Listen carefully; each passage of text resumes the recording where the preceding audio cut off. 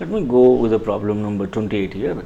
The denominator of a fraction is greater than its numerator by 3. If 3 is subtracted from the numerator and 2 is added to its denominator, the new number become 1 by 5. Find the original number. That is what we need to find out.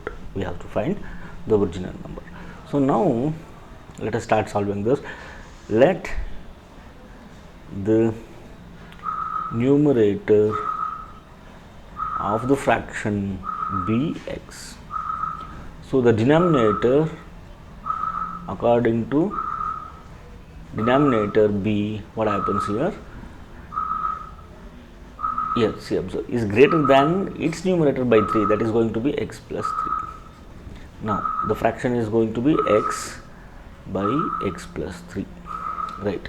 Then what they have given, if 3 is subtracted from the numerator, that is minus 3, and 2 is added to its denominator plus 2, the new number become 1 by 5. Now simplify it, you are going to get the answer. This is x minus 3 that divided by x plus 5 is equal to 1 by 5, right? Cross multiply it here.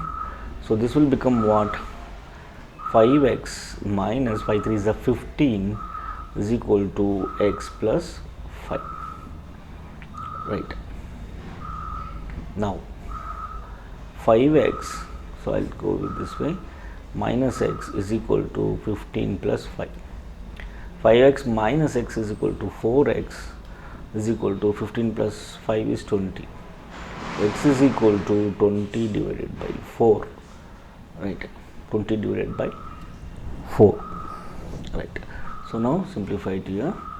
4s are 4 5s are. So x is equal to 5, right? The original number is 5. So 5